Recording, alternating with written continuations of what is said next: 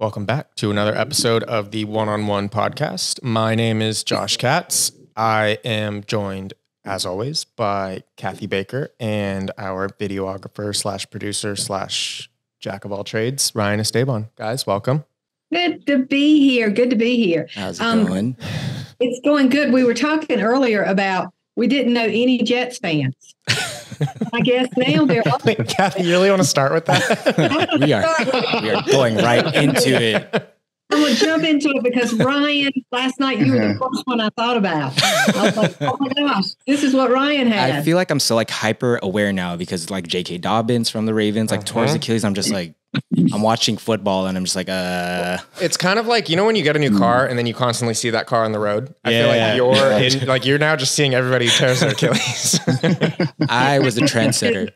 I go back to Kobe shot free throws. We were just talking about this. Like, I would say, got up and shot a freaking free throw. Okay. Yep. I mean, so speaking of superstars, Josh, we've got one today. We do.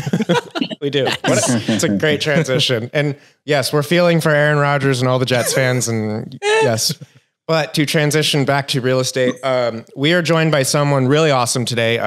He's a member of the Realty ONE Group family and a soon-to-be ONE.U coach. So James Michener is here to join us, and you're going to discuss wealth management. Yeah, building out a portfolio built off commission income and real estate income, essentially. So how to get yourself into financial freedom through selling real estate, investing in real estate, and all the other avenues that real estate offers.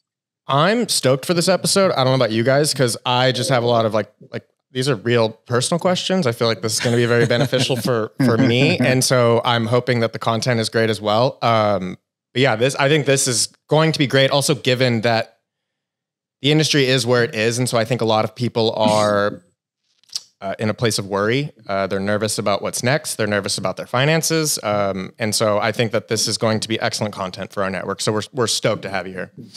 Cool. I do too. And I will say, in an atmosphere of fear and people hearing messages that may or may not be true. We talk about that all the time, Josh and Ryan, about what are you listening to and why. I think it's going to be so important. I mean, look at this man, how calm he is. Yeah. A lot of people are struggling commission to commission and where's the next deal. We have the opportunity to have a guest who has very wisely invested in himself and can now provide for his family without having to be so worried about that next commission. And that's our goal. That's our wish for everyone in the ONE.U family, is that you can get to a point that you love what you do and do what you love, and you're more joy-filled and less panic-filled. So, you know, does he not look just calm as a cucumber? He really does. And James, I think I want to start with something Kathy said, and this was like, let me backtrack really quick. Like, I don't come from the real estate world. I've been with Realty ONE Group going on 6 years, but when I joined this company, one of the things, and I write content for this company, and one of the things that Kuba really pushed was what Kathy said, is investing in yourself. And can you maybe like deep dive on that? Because I realize, especially during these times, it's hard for people to have that sort of mentality. Yeah, I'll give you a great example. So one of my team members asked me, well, you've done coaching. How much have you invested into your education since you've been a realtor? I said, over $100,000. Yeah. But that $100,000 has paid off so like greatly. It's been incredible to see the changes in my team, the changes in my prospecting. I mean, when I first started in real estate, I closed 26 deals, right? That first 6 months, which was awesome. I did that in 6 months, right? And I made 45,000. The next year I made 180,000. Next year I made 300,000. Then it was 600, 750, 875, over $1 million, over $1 million, over $1 million, over $1 million, right? And that's not even including the passive income that came in. But that was all because of the training that I put in and putting myself around other people that were doing more than I was doing. So I was able to learn from them, right? I hated paying stupid tax. I would rather pay somebody teach me how to get rid of overcome all that early and skip it and take a bridge over the stupid tax than have to pay it myself. And if I had to pay a couple $1,000 to make, if I had to pay $1,000 to make $10,000, I was going to do it, you know? And if it was just your education, I was going to do it in a heartbeat. And it's gotten me to the spot where I am now.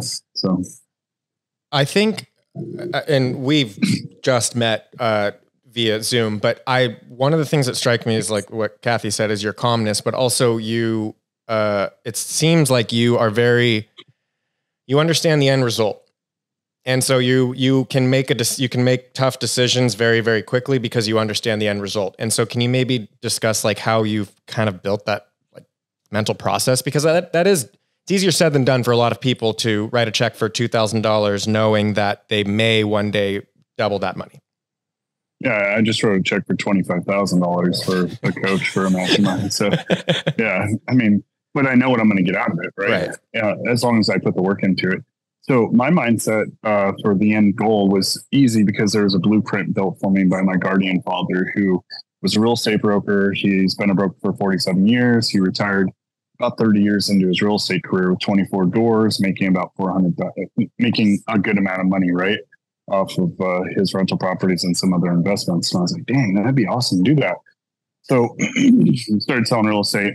About 3 years in, I'm tired, right? I mean, I'm closing over 100 deals a year by myself in a transaction coordinator. I'm like, I don't know that I can maintain this for 30 years like he did, right? Mm-hmm. Of course, he wasn't doing it at that pace like I was, but so I started saving money and I started buying rental properties, and then I learned about hard money investing. And the first hard money deal I did, I was in Canada, and this was about 4 years ago, and I lent the money, got paid back that full amount plus $12,000. And I was like, whoa, in 8 weeks, I just made $12,000 without really having to do anything except for send a wire transfer and looking at the property details. I'm like, bingo. Right. And then all of our rentals were producing so I've been in real estate a decade. Within the first 5 years, I was making over $100,000 in passive income. Now I'm making over $300,000 in passive income. And the reason is because I knew what that end goal was going to be for me, right? Mm-hmm. And that was going to be through passive income and my investments. And the best thing about real estate, being a real estate agent, is you're involved in all of it, right? You get the first deal. Yep, go for it, Kathy. Yeah, I want to pause because I want to make sure everyone on the call is tuned into your discipline. Yeah. Because we're talking about this. And I think one thing that's incredible, because a lot of people would make $100,000 and go, oh, mama gets a new purse. And they would be looking at purses, right? You had the discipline early on, and maybe it was your this blueprint and this guardian father. How was it instilled in you to reinvest? Was that natural, or was that through coaching? Is that what you plan to pass back in your coaching? Because I don't want to overlook that fine element of the discipline it takes to say, this is my income, but I'm going to stay at this lifestyle and take the overage and invest. Yeah. Yeah. So there's a couple ways that I look at that, right? And we'll talk about the discipline, but the discipline from my work standpoint was I was going to prospect from, 7:45 to 11:30, get as many listing appointments as I could in that amount of time and hit those or set them for the week. And nobody bothered me during that time. Nobody went into my office. I didn't take any calls except for my wife, but she'd have to triple dial me so that I knew it was an emergency, right?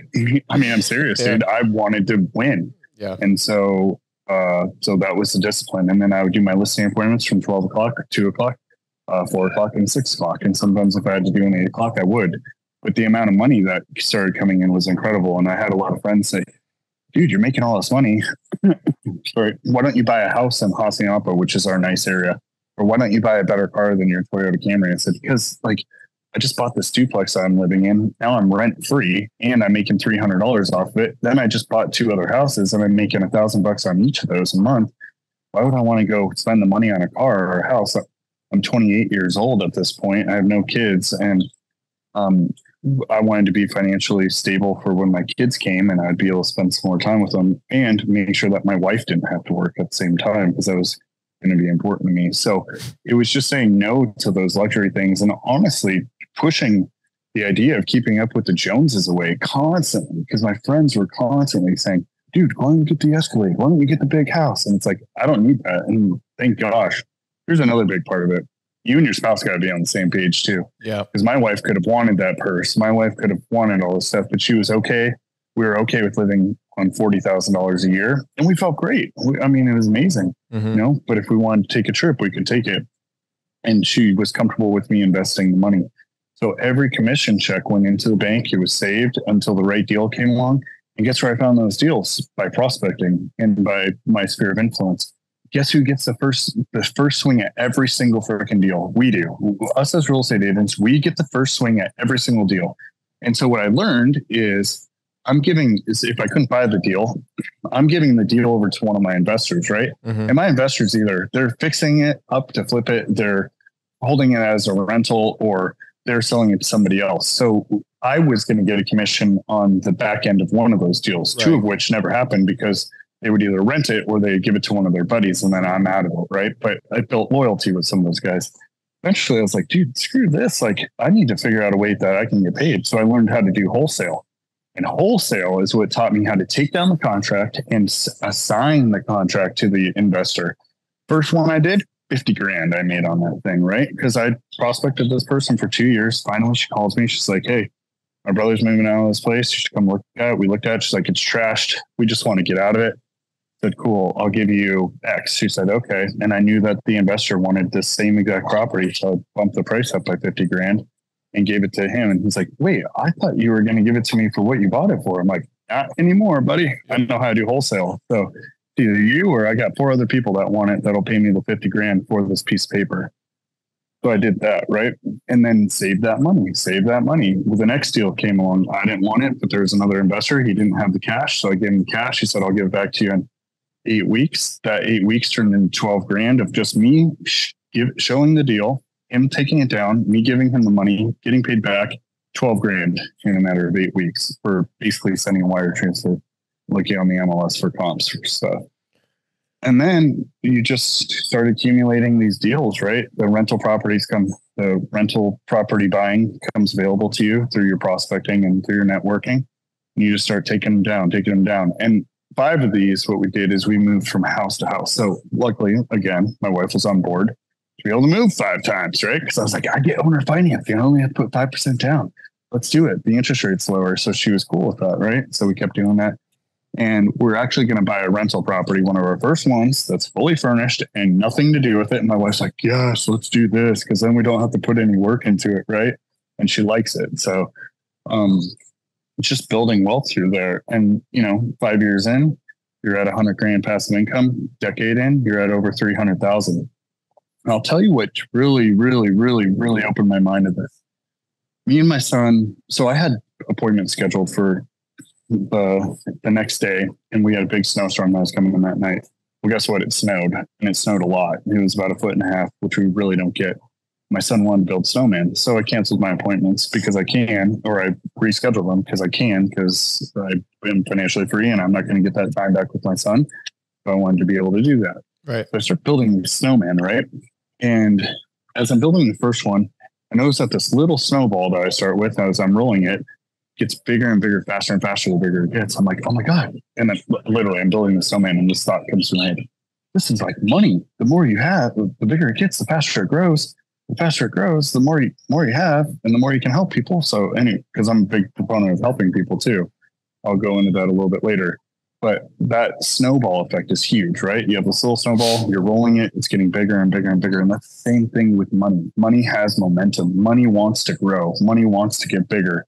And so as long as you're a good steward of that money, and you're, don't want to get religious, but if you have God in your life and God wants you to be a good steward of that money, then you'll be, you'll be well taken care of. So you have to be a good steward of it, and you have to look for opportunities for it to grow.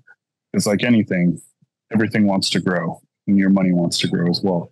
So building that snowman with my son made me say, okay, let's look at some more opportunities. Let's see how we can make this money grow. And dude, since that snowstorm, I think I probably doubled my net worth by just looking at it that way. It was insane. I was like, what? This is crazy. I told my wife that story, James. Kathy, I want you to jump in whenever you want, but because I don't want to say something that might, I'm just going to say it bluntly. You have figured out that, and correct me if I'm wrong, you have figured out that there's a part of the game that is what's obviously money is what drives all of us, but I think you have found that there's a rhyme and a reason to how you bring in the dollar bills. And I think you have kind of like figured out the trick of the trade. And so for you, it's for lack of other words, it sounds like it's a fun game for you. And, and so like, I think like, I'm sure that's where a part of where this discipline, drive, passion, success, like you've mastered it, which I mean, I hope that I can get your contact info after this and we can chat more. For sure. I love that. One thing that he's mastered, and I love this conversation, Josh and Ryan, because very seldom do we have an opportunity to put our hands around the power of abundant thinking versus scarcity thinking. Mm-hmm. And James is that living wherever it came from. If it came from a mentor, if it came from your guardian, wherever that came from, it's money wants to grow. Yeah. And a lot of us think, I need to hide my money in the mattress, right? Because people want to steal. But your abundant thinking and that mindset, I think, Josh, is the key. I think that's the secret sauce. And what you said, I think a big part of that is gratitude. Mm-hmm. And so if you speak to that of not only am I obtaining wealth for my family, but how do I give back? How do I serve back? That absolutely. And I also think the keeping up the Joneses part that you brought up, I think is huge, right? Especially us here in Orange County. I mean, we see that, people live beyond their means every single day. You see it at every single stoplight, and it's hard. Like, I'll be the first to admit, like, it's hard when you are living amongst that, but you have realized there's so much more to life and so much more to your wealth than showing your neighbors how nice your car is or how big your home is or whatever. And what's impressive is you control that. I'm going to use the word control. You took control of that at age 28, because I think you said I'm 28, and not many 28-year-olds don't go, hey, I'm getting the car. Yeah. Yeah. I mean, was it hard? Sometimes, because it's nice to look flashy. But now I have the diesel truck that's brand new. Now I have the camper that's brand new. Now I have the 4,000 square foot house. I got deals on all of that, right? Because that's just who I am. But yeah. So, but the other thing I wanted to touch base on, two things, right? One is mindset, and then the other skipped my mind, but hopefully it'll come back. So mindset, right? So you have to have the mindset of looking for these deals, right? It just goes back to what Josh said about once you buy that car, what car is out there. Or Aaron Rodgers tears his ACL, so Ryan's looking at everybody that tears ACL, and he's seeing it all over the place. They're going to be discount. They're going to be on sale. Go ahead. Yeah, right. Seriously. So if you keep your mindset open to, I want to find more deals, you're going to get those deals. You're going to get more of the rentals. You're going to be able to have more of those conversations. It's going to be more around you, and it's going to be more abundant than you've ever thought in your life. The number one thing that you need to do, though, is build your relationships and keep your relationships, and not be in it for the deal, be in it for the person, and make sure that you're helping them. There's been plenty of deals that I could buy from somebody and just rip them off. But I said, this is what you can sell for on the market. If I want to list it for you and sell it, you can get this. This is what I'll buy it for you. So you're leaving essentially this amount of money on the table. Mm-hmm. And every time I bought it, they said, nope, I don't want to deal with the hassle of listing or going through it. I'd rather just have a for sure buyer. And I make them sign something that says, this is the price that they could have gotten. This is the price I'm giving them. And they have $500 to go to an attorney to review this contract. Because one of these deals, I had a really hard time. So I prayed about it, talked to God. I talked to a couple of my friends as well. And my buddy said, if God didn't want this to happen, you wouldn't keep putting it in your face, and you prayed about it, you thought about it, you brought it up to her, go for it, take it. So I did. And it turned out the way I thought it was going to turn out, which that's another story for a different time. She was okay and everything worked out, but it was still just, some people just need to get out of a deal. Talk about the giving back. I think that's what you're going to take to next. Yeah. Yeah. So I'm constantly donating to all kinds of charities, whether it's Salvation Army. So I grew up very poor. My mom was a single mom.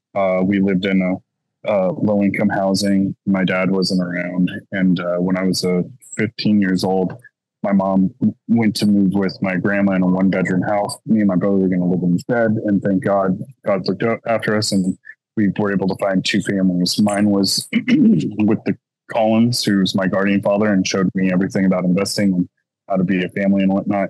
And the other family my brother got taken in was amazing as well. So we both learned a lot of lessons. So I always wanted to give back, right? Because I felt like God put a lot of stuff in my life from the families that helped support me through my soccer programs, because everything was always paid for.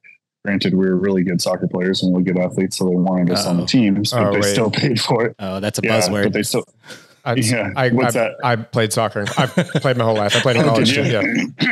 Oh, nice. My brother won 2 national championships in college. So we'll talk about that later. Wait, where did he play at? He went to Yavapai College. Okay. Yavapai. Got it. My brother, this sidebar, my brother won national championship at UC Santa Barbara in 2007. Oh, nice, dude. Sweet. I'll talk to you about a different stuff. For sure. Cool. So I'm constantly donating to the food banks, to when there's Coach for Kids. Me and my wife go buy tons of coats and we just drop them off, and everybody's like, oh my gosh. But I was a kid that didn't have a coat back in the day, right? So I wanted to give that. There was times when I first started in real estate, I was on food stamps and I would go as early as I could in the morning to go shopping. And of course, I'm always seeing one of my friends there as I'm starting in real estate, and I have my EBT card, so I'm constantly giving back to all that stuff. The children's hospitals, my grandma doesn't make a lot of money, so I bought her condo in Sedona, and she lives in that now because I knew that rents were going to go up and whatnot. And my wife's like, well, you really like this condo complex, why don't you just buy one? And I'm like, oh yeah, I guess I could just go buy one. So what did I do? I pulled all the phone numbers for that condo complex, every single number. And I called through the entire list of 120 owners there. The last 16 of them, I hit the start button. I'm doing my paperwork because I'm not paying attention to who I'm calling because I've been doing it for so long. Lady picks up, start talking to her, and she's like, wait, your grandma's my renter. And I look up and I'm like, what? Oh, I wasn't supposed to call you. My grandma said not to call you. She's like, oh, she's such a sweet lady. Why? What's going on? I was like, I was looking to buy one. And so she didn't want me to put the idea in your head of selling. She's like, well, I was thinking of selling or refinancing or something. And I'm like, I was like, I'll buy it from you. Right. And this was right before COVID hit. Right. And I bought it for $250. Now it's worth $650,000. Right. Wow. And, but now my grandma's safe from rent increases or anything else. Right. And I make sure to take care of her. I give her like gas money, grocery money. I paid for various things for my mom and my brother. I've helped my in-laws out. Like I've given my in-laws money to help fix up their house for weddings and then various things that they needed. I've helped buy cars for people. Like whatever I can do that feels right and that God's leading me towards is what I'm going to do. So, and God gave me the ability to be able to do something like this. So then I need to take that power and help others, because he didn't give it to me for my own selfish reasons. He gave that to me so I could help other people.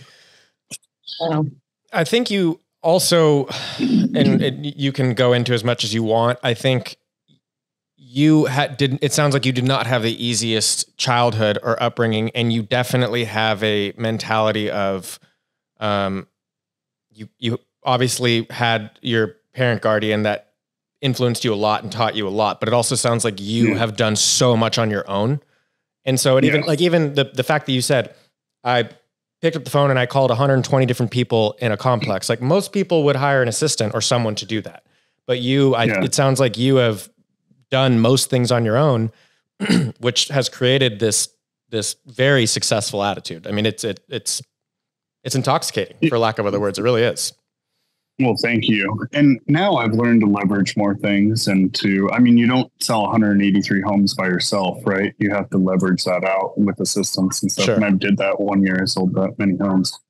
And then with the team, we sold 367 homes if you include wholesale and whatnot and some fix and flips. So in 1 year, but that's through leverage. So if something's really important to me, I'll do it myself. Mm-hmm. And have other people help me like pull the leads or whatnot, but that all came through discipline, right? And believing in myself and trial and error, and also being around other people that think bigger than me and have more money. I mean, I'm at this event called Built How in Phoenix. And I was like, why are you going to an event? You haven't been to an event in a little while. Like, because there's people that think bigger than me. There's the market shifting. Like, I want to know what's going on out there, and I want to be like, I'm starving to be around really great people. That mastermind I spent $25,000 on, there's like 2 people out of like 40 that had more money than me and did more stuff. And I'm like, I want more. Like, I want to be around bigger thinkers because it helps me out so much. And then if it helps me out that much, I can help other people out that much, because Tony Robbins says the more you give in your life, the happier you will be. So if you're in a bad spot in your life, start giving more. Start giving more of your time. Start giving more of your information. Start giving, and you will get way more back. And it's like when you donate stuff or you give money away, you get that money back like 5 or 10 times more, because that's what God wants you to do, is give it back, and he'll give you more because you're being a good steward of his money, and you're gonna it's just how it works. It's reciprocity. It's just gonna work that way. It's gonna be amazing. So I honestly, this is all seriously very, very, very good advice. We know you are at literally this proof of how you don't stop working. He's literally at a conference right now. So I was smashing my lunch before. Like, oh man, I got to get on this call. We really would love to have you back on and maybe like get into the nitty gritty of, some of the more like details about how agents can be using their money like a little bit more wisely, or especially in markets like this. But we know you're a busy guy, and we really, really, really thank you for joining us today. Yeah, you're very, very welcome.